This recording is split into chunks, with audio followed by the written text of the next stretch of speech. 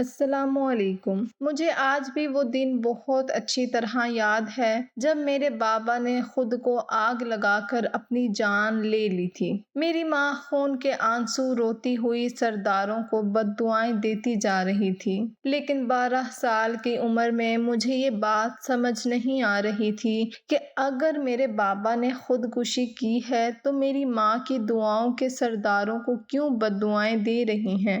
لیکن مجھے میرے بابا سے بے حد محبت تھی، پر میں چھوٹی تھی اور پھر بڑی ہوتی گئی اور سب بھول گئی۔ جب اس واقعے کو 10 سال گزر چکے تھے، میں نے جوانی کی دہلیز پر قدم رکھا تو میں بہت کچھ سوچنے پر مجبور ہو گئی تھی۔ سب سے پہلا خیال تو مجھے اس الماری کا آیا جو عجیب و غریب قسم کی تھی۔ یہ کیسی الماری تھی جس میں میری ماں پیسے رکھتی ہے تو دھلے ہوئے اور استری شدہ ہو کر نکلتے ہیں، کچا کھانا رکھتی تو پکا ہوا ملتا، اور اس طرح بہت سارے ادھورے کام پورے ہو جاتے۔ جس کمرے میں وہ الماری تھی وہاں کسی کو جانے کی اجازت نہیں تھی۔ گھر میں صرف اور صرف میں اور میری ماں رہتی تھیں۔ میری ماں مغرب کے بعد تسبیح اور جائے نماز ہاتھ میں لے کر اس کمرے میں خود کو بند کر دیتی اور تمام رات عبادت کرتی تھی۔ مجھے تو یہی لگتا تھا کہ وہ عبادت کر رہی ہیں، لیکن جب اس کمرے کا راز مجھ پر آشکار ہوا تو میرے رونگٹے کھڑے ہو گئے۔ میرے گمان میں بھی نہیں تھا کہ اس الماری میں کچھ ایسا ہے۔ بچپن میں مجھے یہ سب ایک خوبصورت سا احساس لگتا تھا کہ الماری میں اس طرح کا کچھ ہوتا ہے۔ مجھے لگتا تھا کہ میری ماں تمام عبادت کرتی ہے اور عبادت کی برکت سے یہ سب ہوتا ہے۔ لیکن جب میں بڑی ہوئی تو سوچنے پر مجبور ہو گئی کہ ایسا کیسے ہو سکتا ہے۔ میرا ذہن اب وہ چھوٹا سا ذہن نہیں رہا تھا جو آسانی سے اس بات کو قبول کر لیتا۔ اب میں بہت بڑی ہو چکی تھی اور کچھ جاننا چاہتی تھی، لیکن جو کہ الماری میں ہر وقت تالا لگا ہوتا اور کمرہ بھی بند ہوتا، اس لیے مجھے موقع نہیں ملا۔ ایک رات جب اماں عبادت کرنے کے لیے کمرے میں گئیں تو شاید غلطی سے انہوں نے درگن دروازہ کھول دیا۔ میں نے چپکے سے جھانکا، دروازے سے دیکھا کہ اماں نے الماری کھولی اور اس کے اندر گھس گئیں۔ یہ دیکھ کر میں حیران ہو گئی کہ اماں الماری کے اندر کیوں چلی گئیں اور دروازہ کیوں بند کر دیا۔ کافی دیر میں انتظار کرتی رہی کہ اماں الماری سے باہر نکلے گی، لیکن ایسا کچھ نہیں ہوا۔ تقریباً آدھا گھنٹہ گزر جانے کے بعد مجھے یہ خدشہ ہوا کہ کہیں میری ماں کا الماری کے اندر دم نہ گھٹ گیا ہو اور وہ مر نہ گئی ہوں۔ لیکن جیسے ہی میں نے الماری کھولی تو وہاں میری ماں تھی ہی نہیں۔ یہ منظر دیکھ کر میرا تو سر ہی چکرا گیا، کیونکہ میں نے خود اپنی ماں کو الماری کے اندر جاتے ہوئے دیکھا تھا اور باہر آتے نہیں دیکھا تھا۔ عجیب بات تھی کہ اماں الماری کے اندر گئیں اور روح پوش ہو گئیں۔ رات کے دوسرے پہر میں پاگلوں کی طرح الماری کے سامنے کھڑی ہوئی تھی اور سوچ رہی تھی کہ اماں کہاں غائب ہو گئی ہیں۔ مجھے بے حد خوف آنے لگا اور محسوس ہوا کہ میں کہیں اپنی اماں کی طرح غائب نہ ہو جاؤں۔ میں وہیں پر بیٹھی رہی، تقریباً 3 گھنٹے میں وہیں بیٹھی رہی۔ خوف نے مجھے اس قدر گھیر لیا کہ میں وہاں سے چل کر اپنے کمرے میں آ گئی اور ڈر کے مارے کانپنے لگی۔ میں اتنی چھوٹی نہیں تھی، 22 سال کی لڑکی تھی، لیکن پھر بھی انسان تھی اور بے حد خوف زدہ ہو گئی تھی۔ تھوڑی دیر کے بعد مجھے آواز آئی تو میں خوف زدہ ہو گئی اور کمرے کی جانب بھاگی۔ میں نے کھڑکی سے دیکھا تو اماں الماری سے نکل رہی تھیں، ساتھ ہی فجر کی آوازیں بلند ہونے لگیں۔ اماں اپنے کمرے میں جا کر سو گئیں۔ میں نے ان سے کوئی سوال نہ کیا، کیونکہ ہم ماں بیٹی کے مابین اس طرح کا کوئی رشتہ نہیں تھا۔ ابا کے مرنے کے بعد اماں بالکل خاموش ہو کر رہ گئی تھیں، مجھ سے کوئی بات نہ کرتی تھیں، ضرورت کے علاوہ ہمارے بیچ میں کوئی بات نہ تھی۔ میں سمجھتی کہ یہ ابا کی موت کا صدمہ ہے جو اماں کو لگا ہے اور وہ چپ ہو کر رہ گئی ہیں۔ میں نے فیصلہ کر لیا کہ میں الماری کا راز جان کر رہوں گی کہ اس میں آخر ایسا کیا ہے۔ اماں سے پوچھنے کا فائدہ تو تھا نہیں، وہ مکر جاتی۔ اماں کو خالہ کی فوتگی کی خبر آئی تو اماں وہاں چلی گئیں۔ میرے پاس یہی ایک موقع تھا الماری کا راز جاننے کا۔ اماں کے جانے کے بعد میں اٹھی اور کمرے میں آ گئی۔ کمرہ تو کھلا ہوا تھا، لیکن الماری میں تالا لگا ہوا تھا اور اس کی چابی ضرور اماں کے کمرے میں ہوگی۔ میں ماں کے کمرے میں گئی، تمام کمرہ کھنگال ڈالا، بالآخر صندوق کے اندر سے مجھے وہ چابی مل گئی۔ میں کمرے میں آ گئی اور دروازہ بند کیا، پھر الماری کے پاس آئی تو مجھے ڈر لگنے لگا، لیکن میں نے ہمت کی اور الماری کا تالا کھول دیا۔ میں نے دیکھا کہ وہاں پر کچھ بھی نہیں ہے، الماری بالکل خالی ہے۔ میں یہ دیکھ کر حیران ہو گئی کہ آخر کیا ماجرا ہے۔ میں دروازہ بند کرنے ہی لگی تھی کہ مجھے نیچے سے کوئی آواز آئی، "زرمینہ، آ جاؤ نیچے۔" یہ ایک مردانہ آواز تھی جو مجھے الماری کے نیچے سے سنائی دے رہی تھی، جسے سن کر میرے پیروں تلے سے زمین سرک گئی، سر پر آسمان گر گیا۔ آخر یہ کون تھا جو میری ماں کا نام پکار کر اسے بلا رہا تھا، اور کہاں سے؟ میں حیران اور ششدر وہاں پر کھڑی رہی۔ پھر مجھے غور کرنے پر ایسا لگا جیسے کہ الماری کے نیچے کوئی تکیہ سا رکھا ہوا ہو۔ میں نے وہ تکیہ الٹا کر کے دیکھا تو حیران رہ گئی، کیونکہ وہاں پر نیچے کھلی جگہ تھی جہاں سے سیڑھیاں نیچے کی طرف جا رہی تھیں، یعنی کہ الماری کے اندر ایک تہہ خانہ تھا۔ وہ شخص جو میری ماں کا نام پکار کر بلا رہا تھا، وہ شاید اس کا جواب شاید مجھے نیچے جانے سے پتہ چل جائے گا۔ میں نے سیڑھیوں سے تھوڑا سا جھانک کر دیکھا تو ایک آدمی وہاں پر چارپائی ڈال کر سو رہا تھا۔ میں خوف زدہ ہو گئی اور الماری بند کر دی۔ میرا دل زور زور سے دھڑکنے لگا، میری آنکھوں کے سامنے اندھیرا چھانے لگا۔ میں یہ سوچ سوچ کر پریشان تھی کہ آخر یہ شخص کون ہے اور میری ماں روزانہ عبادت کے بہانے کمرے میں جا کر کیا کرتی ہیں۔ میرے ذہن میں غلط قسم کے خیالات آنے لگے تھے۔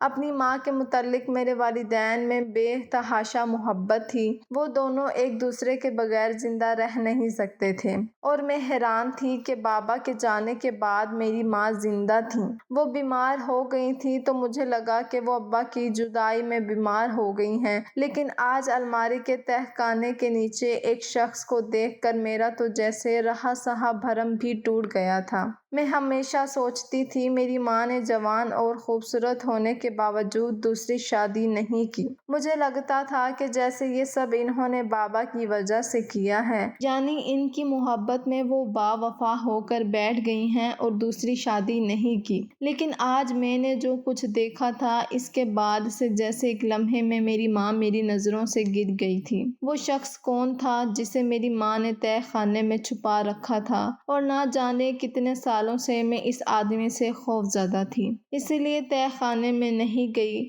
لیکن اپنی ماں کا انتظار کرنے لگی کہ وہ آئے تو میں ان سے سوال کروں کہ یہ اس نے میرے باپ کو دھوکہ کیوں دیا، اتنے سال مجھے دھوکے میں کیوں رکھا۔ میری ماں سارا دن فوتکی والے گھر میں رہیں اور پھر رات کو واپس گھر آئیں۔ انہوں نے آتے ہی کھانے کا پوچھا، لیکن میں نے کوئی جواب نہیں دیا۔ عجیب نظروں سے انہیں دیکھنے لگی۔ "کیا بات ہے نفیسہ، تم مجھے ایسے کیوں دیکھ رہی ہو؟" ماں نے میرا چہرہ دیکھ کر محسوس کر لیا تھا کہ میرے اندر غصہ بھرا ہوا ہے اور دکھ بھی۔ میں آج تک آپ کو پارسا سمجھتی تھی، لیکن آج میرا یہ بھرم ٹوٹ گیا۔ میں جیسے پھٹ پڑی تھی اپنی ماں کے سامنے۔ "کیا ہو گیا ہے نفیسہ، ایسی باتیں کیوں کر رہی ہو؟ میں نے ایسا کیا کر دیا ہے؟" ماں نے پریشان ہو کر پوچھا۔ "یہ تو آپ مجھ سے بہتر جانتی ہیں کہ آپ کیا کر رہی ہیں۔ اتنے سالوں سے مجھے تو شرم آ رہی ہے کہ میں آپ کی بیٹی ہوں۔ میں آج تک سمجھتی تھی کہ آپ کو میرے باپ سے بے پناہ محبت ہے، اسی لیے آپ شادی نہیں کر رہی، لیکن آج میری نظروں میں آپ گر گئی ہیں۔" میں نے چیختے ہوئے کہا، "میں آج بھی تمہارے باپ سے بے پناہ محبت کرتی ہوں اور اسی کے نام پر زندہ ہوں۔ کیا تمہیں نظر نہیں آ رہا؟"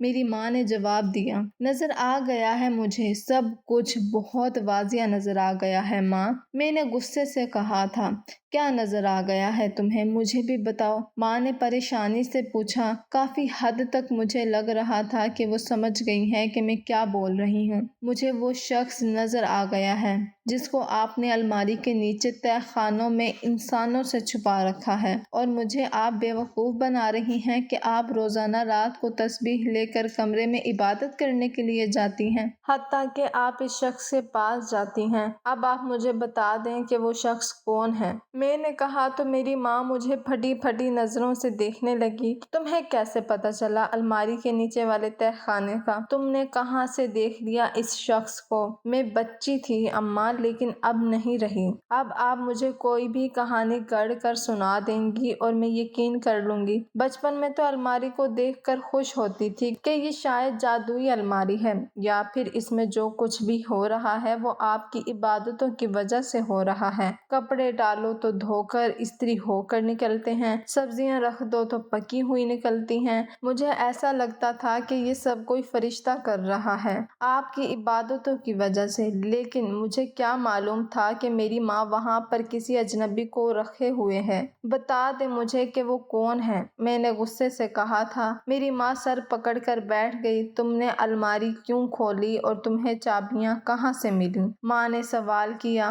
میں نے کہا نہیں ماں، میں کوئی بچی نہیں ہوں کہ ان کہانیوں پر یقین کروں جو آپ مجھے بچپن میں سناتی تھیں الماری کے متعلق، کہ یہ جادوئی الماری ہے۔ میری عقل اس بات کو تسلیم نہیں کر رہی، اس لیے میں اس کی کھوج میں لگ گئی۔ لیکن جو راز مجھ پر آشکار ہوا اس کے بعد تو میں خود سے نظریں نہیں ملا پا رہی ہوں۔ میں نے غصے سے کہا تھا تم غصہ مت کرو، آرام سے بیٹھ جاؤ، تمہیں میں ساری کہانی سناتی ہوں۔ اماں نے مجھے شانوں سے پکڑ کر چارپائی پر بٹھایا۔ میں ہمہ تن گوش ہو گئی۔ تہہ خانے میں موجود شخص کوئی اور نہیں، تمہارا باپ ہے بیٹی، میری ماں نے کہا تو میں نے اس بات کا یقین نہیں کیا۔ جھوٹ بول رہی ہیں آپ، میرے باپ نے آج سے 10 سال پہلے خود کو آگ لگا کر اپنی جان دے دی تھی۔ اب آپ اپنا گناہ چھپانے کے لیے ایسا کہہ رہی ہیں۔ میں نے خود اپنے باپ کی لاش دیکھی تھی، جس کا جنازہ پڑھا گیا اور جسے دفنایا گیا۔ آج بھی میرے باپ کی قبر موجود ہے۔ آپ کیسے کہہ سکتی ہیں کہ وہ شخص میرا باپ ہے؟ مجھے نہیں یقین آ رہا آپ کی بات پر، اس لیے میں نے ایسا بولا۔ تمہارے باپ نے خودکشی نہیں کی تھی، وہ سب ایک ڈرامہ تھا۔ میں نے یہ ڈرامہ تمہارے باپ کی جان بچانے کے لیے رچایا تھا۔ پر میں حیران ہو کر رہ گئی، مجھے آپ کی بات پر یقین نہیں آ رہا۔ میں نے خود لاش دیکھی تھی اپنے باپ کی۔ میں نے کہا تم نے جلی ہوئی لاش دیکھی تھی، جو اصل میں لاش نہیں ایک پتلا تھا جسے ہم نے جلایا تھا۔ اب دنیا کو یہ دکھانا چاہتے تھے کہ تمہارا باپ مر چکا ہے تاکہ کوئی ہمیں پریشان نہ کرے۔ اماں نے کہا تو میں حیرت سے ان کا چہرہ دیکھنے لگی۔ یہ کیسا انکشاف تھا؟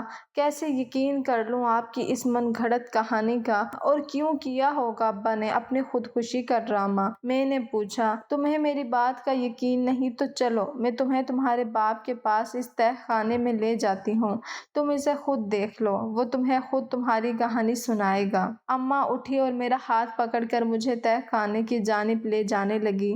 وہ شخص میرا باپ نہیں ہے، مجھے اپنے باپ کی شکل یاد ہے، میں نے ماں کے ساتھ چلتے ہوئے کہا۔ تمہیں اپنے باپ کی جوانی کی شکل یاد ہے، وہ بوڑھا ہو گیا ہے، 10 سال کے اندر اتنی تبدیلی تو آ گئی ہے اس میں۔ اس طرح کہتے ہوئے الماری کھولی اور مجھے تہہ خانے میں لے جانے لگی۔ ہم سیڑھیاں اتر کر نیچے آ گئے۔ ہماری بات سن کر وہ شخص بیٹھ گئے اور حیرت سے میری ماں کو دیکھنے لگے۔ دلاور تمہاری بیٹی کو سب پتہ چل گیا ہے، اب خود ہی اسے ساری حقیقت بتاؤ، کیونکہ یہ میرا یقین نہیں کر رہی۔ میری ماں نے میرے باپ کا نام پکارتے ہوئے اس شخص سے کہا تو میں نے غور سے اس کا چہرہ دیکھا۔ وہ واقعی کوئی اور نہیں میرا باپ ہی تھا، جس کے چہرے پر تھوڑی سی جھریاں تھیں اور داڑھی کے ساتھ میں اسے پہلی نظر میں پہچان نہیں پائی، لیکن غور کرنے پر میں پہچان گئی۔ میں پھٹی پھٹی آنکھوں سے اپنے باپ کو دیکھنے لگی۔ مجھے اس منظر پر یقین نہیں آ رہا تھا کہ 10 سال پہلے جسے میں مرا ہوا سمجھ رہی تھی آج میرے سامنے کھڑا تھا۔ نفیسہ میری جان، میرے باپ نے کہتے ہوئے شدت جذبات سے مجھے اپنی باہوں میں بھر لیا اور پھوٹ پھوٹ کر رونے لگا۔ نہیں ہوں میں آپ کی بیٹی، کیونکہ آپ دونوں نے میرے ساتھ ایسا کیا۔ آپ زندہ تھے اور میں اب آپ کی بیٹی، کیونکہ آپ دونوں نے میرے ساتھ ایسا کیا۔ آپ زندہ تھے اور میں آپ کو مرا ہوا سمجھ رہی تھی۔ میں نے 10 سال یتیمی کے احساس میں گزار دیے۔ آپ کو کچھ احساس ہے کہ میں آپ کی موت کے بعد آپ کے لیے کتنا تڑپی ہوں، کہ 10 سال کی وہ بچی جو اپنے باپ سے بہت محبت کرتی تھی، اس کے دل پر کیا گزری ہوگی؟ اس کی خودکشی کی خبر سن کر آپ دونوں کو کوئی احساس ہے کہ آپ دونوں نے میرا بچپن برباد کر دیا؟ کیوں کیا آپ بتائیں۔ मैं फूट फूट कर रोने लगी। बताता हूँ मेरी बच्ची, सब बताता हूँ। हमने जो कुछ भी किया हमारी मजबूरी थी। तुम हमारी सच्चाई जान जाओगी तो तुम्हारा गुस्सा उतर जाएगा। मेरे बाप ने मेरा हाथ पकड़कर मुझे बिठाया और अपनी कहानी शुरू की। मैं गांव के सरदारों का नौकर था। मैं बहुत बहादुर था और बहुत ताकत वाला था। मैं सरदारों का खाना बनाया करता। इसके अलावा इनके कपड़े धोना, इस्त्री करना मैं बहुत काबिल मुलाजिम था और वो मुझसे बहुत खुश थे। फिर एक दिन ऐसा वाक़या पेश आया जिसने मेरी और हम सब की ज़िंदगी हमेशा के लिए बदल दी और मैं ज़िंदा होते हुए मर गया। सरदार शाहनवाज की बेटी, जिसे हवेली की शहजादी कहा जाता था, वो रात मेरे पास आई। वो बहुत खौफज़दा थी। इसका नाम ज़ैनब था। मैं अचानक ज़ैनब को अपने पास देखकर हैरान हो गया क्योंकि वो बहुत लाडली थी और इसकी शादी होने वाली थी। लेकिन अचानक वो आधी रात को मेरे कमरे में आ गई तो मैं डर गया क्योंकि अगर घर के सरदारों ने इसे आधी रात को मेरे कमरे में देख लिया तो मेरी शामत ही आ जाती। छोटी बीबी, आप इस वक्त मेरे कमरे में क्यों आई हैं? अगर आपके भाइयों या वालिद को पता चल गया तो गलत सोचेंगे। मैंने परेशानी से कहा, दिलावर, मुझे तुम्हारी मदद की सख्त जरूरत है। अगर आज तुमने मेरी मदद नहीं की तो मैं अपनी जान दे दूंगी। ज़ैनब की बातें सुनकर मैं हैरान हो गया। इसके हाथ में छोटा सा बैग था। इसने स्याह चादर में अपना वजूद छुपा रखा था। मरने की बातें क्यों करती हो ज़ैनब बीबी? आपकी तो शादी होने वाली है। अल्लाह आपकी उम्र लंबी करे। और मैं नाचीज भला आपकी क्या मदद कर सकता हूँ? मैंने ज़ैनब को कहा तो वो फूट फूट कर रोने लगी। दिलावर, मैं ये शादी नहीं करना चाहती। मैं ये हवेली छोड़कर हमेशा के लिए अपने महबूब के साथ जाना चाहती हूँ। तुम मुझे रेलवे स्टेशन तक छोड़ दो। नहीं, बल्कि तुम मेरे साथ चलो ट्रेन में और मुझे शहर तक छोड़ दो। फिर आगे से मैं तुमसे कोई मदद नहीं मांगूंगी। मैं जुनैद नामी लड़के से मोहब्बत करती हूँ और वो शहर में मेरा इंतज़ार कर रहा है। वो हवेली नहीं आ सकता क्योंकि मेरे भाई से कत्ल कर देंगे। इसलिए मुझे ये जुनैद के पास जाना होगा। जुनैद से मिलने के बाद हम दोनों ने कहा कि हम हमेशा के लिए ये मुल्क छोड़कर चले जाएंगे, पर तुम मेरी इतनी सी मदद कर दो, मुझे इस तक पहुंचा दो। ज़ैनब की बातें सुनकर मैं हैरान रह गया। नहीं छोटी बीबी, ये आप क्या कह रही हैं? अगर मेरे भाइयों को इल्म हो गया तो वो मेरे साथ साथ आपको भी जान से मार देंगे और आप ऐसा कदम ना उठाएं तो बेहतर है। यह आपके ख़ानदान की इज्जत का मामला है। मैंने ज़ैनब को समझाते हुए कहा, लेकिन वो कहने लगी कि मेरे भाई एक बूढ़े शख्स से मेरी शादी करवा रहे हैं ताकि मेरी जायदाद का हिस्सा इन्हें मिल जाए। और यही नहीं, वो बूढ़ा शख्स 4 जवान बेटियों का बाप है, बहुत ज़्यादा मलकियत का मालिक है। इसने बहुत ज़्यादा पैसे का लालच भी दिया है मेरे भाइयों को और मेरे भाई इसी लालच में अंधे होकर मेरी ज़िंदगी बर्बाद करना चाहते हैं। लेकिन मैं अपने साथ ये नाइंसाफ़ी नहीं होने दूंगी। वो बूढ़ा शख्स अपने इलाके का सरदार है। वो मुझसे निकाह नहीं कर रहा बल्कि यूँ समझ लें कि ख़रीद रहा है। मुझसे निकाह के लिए बहुत बड़ी बोली लगाई है इसने। मेरी ज़िंदगी को बर्बाद होने से बचा लो। सारी उम्र तुम्हें दुआएं दूंगी। ज़ैनब ने फौरन अपनी चादर उतार कर मेरे कदमों में रख दी और फूट फूट कर रोने लगी। मुझे वाकई में इस पर बहुत दुख हुआ। वो 20 साल की एक बेहद खूबसूरत लड़की थी जिसे बूढ़े से दौलत की लालच में बहाया जा रहा था। मैं हैरान था कि हमारे सरदारों के पास तो बहुत ज़्यादा पैसा है, जायदाद है, ज़मीनें हैं, लेकिन इनकी लालच तो कम होने का नाम नहीं ले रही, सिर्फ इसलिए कि वो बूढ़ा शख्स पार्लियामेंट में MNA की सीट पर बैठा हुआ था और हमारे इलाके के सरदार अपनी पोजीशन मजबूत करने के लिए इससे रिश्ता जोड़ना चाहते थे। इसलिए ज़ैनब जैसी मासूम और कमसुन लड़की का सौदा कर रहे थे। ज़ैनब जो कह रही थी वो काम मेरे लिए बहुत मुश्किल था, लेकिन मेरा दिल पिघल गया था इस मासूम को रोते हुए देखकर। वाकई इसके साथ नाइंसाफ़ी हो रही थी। इसलिए मैंने हिम्मत की और इसे हौसला दिया और इसे रेलवे स्टेशन तक ले आया। रात का पहर था, किसी को कानो कान खबर न हुई। दोनों ट्रेन में बैठ गए। मैंने ज़ैनब को इसके मंजिल तक पहुंचाया और वापस आ गया। लेकिन वापस आते हुए एक मुलाजिम ने मुझे बताया कि सरदारों ने मुझे ज़ैनब के साथ देख लिया है और वो मेरी जान लेने के दर पे हैं। मैं अपनी जान बचाने के लिए फौरन अपने घर आ गया। तुम्हारी माँ को कहा कि सामान बांधो, हम यहाँ से निकलते हैं। तुम्हारी माँ ने कहा कि हम दुनिया के किसी भी कोने में चले जाएं, लेकिन سردار ہمیں ڈھونڈ لیں گے۔ میرے ذہن میں فوراً خودکشی کا آئیڈیا آ گیا۔ ہم نے فوراً پتلا سا بنایا اور اسے آگ لگا دی۔ سارے کمرے میں بھی آگ لگا دی۔ الماری کے نیچے تہہ خانے میں تو بہت پہلے سے میں نے اور الماری کے نیچے تہہ خانہ تو ہم نے بہت پہلے سے بنا رکھا تھا کسی اور مقصد کے لیے، لیکن یہ میرے کام آ گیا۔ تمہاری ماں نے رونا دھونا شروع کیا۔ پڑوسی اکٹھے ہوئے تو انہوں نے بتایا کہ سردار کے خوف سے انہوں نے خودکشی کر لی ہے۔ اس طرح ہم سرداروں سے بچ گئے۔ میں اور تمہاری ماں ایک دوسرے سے بہت محبت کرتے تھے، ایک دوسرے کے بغیر نہیں رہ سکتے تھے، اس لیے اس نے 10 سال اسی طرح گزار دیے۔ مجھے کھانا پکانا آتا تھا، اس لیے تمہاری ماں سبزیاں وغیرہ الماری میں رکھتی، میں تہہ خانے میں کھانا تیار کر دیا کرتا، کپڑے وغیرہ بھی دھو کر استری کر دیا کرتا۔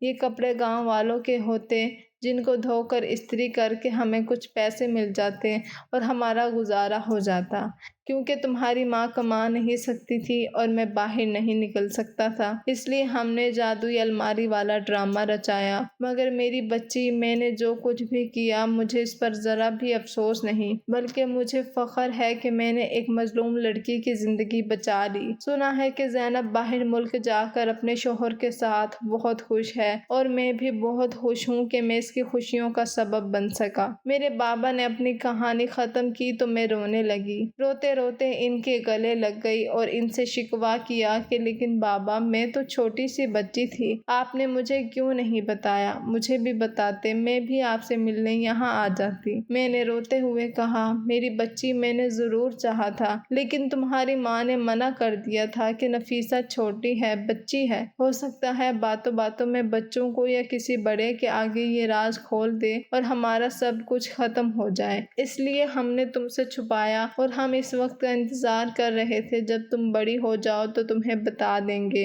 لیکن تمہیں پہلے ہی پتہ چل گیا۔ یقین کرو، ہم دونوں تمہیں بتانے والے تھے، تمہیں چھپ کر تمہیں دیکھا کرتا تھا۔ میں نے بابا سے کہا کہ آپ نے زینب کی زندگیوں میں خوشیاں بھر دیں، لیکن آپ کی اپنی زندگی تو تہہ خانے میں گزر گئی، کیا آپ کو دکھ نہیں ہوتا اس بات کا؟ آپ کی آزادی سلب ہو کر رہ گئی۔ میں نے بابا سے کہا، بیٹا، تم نے وہ کہاوت تو سنی ہوگی، لوگ وہی اچھے جو آتے ہیں کام دوسروں کے۔ بھلے میں نے 10 سال قید میں گزار دیے، لیکن زینب تو خوش ہے۔ یقین کرو، اس قید میں بھی میرا ضمیر مطمئن ہے، میرا دل خوش ہے کہ میں نے ایک مظلوم لڑکی پر ظلم ہونے سے بچا لیا۔ بھلا زندگی میں مجھے آزادی نہ ملی کہ حضور ایک دن ضرور سرخرو ہوں گا۔ جو میں نے کیا، اگر زینب کی شادی کسی اچھے انسان سے ہو رہی ہوتی تو میں ہرگز ایسا نہ کرتا، لیکن میں جانتا تھا کہ اس کی شادی نہیں ہو رہی بلکہ اس کا سودا ہو رہا ہے۔ اب میں آزاد ہوں۔ سردار اس بات کو بھول چکے ہیں۔ 10 سال گزر چکے ہیں اور ہم تینوں یہ گاؤں چھوڑ کر ہمیشہ کے لیے چلے جائیں گے، میرے بابا نے کہا، اور ہم تینوں آرام سے راتوں رات ہی گاؤں چھوڑ کر چلے گئے۔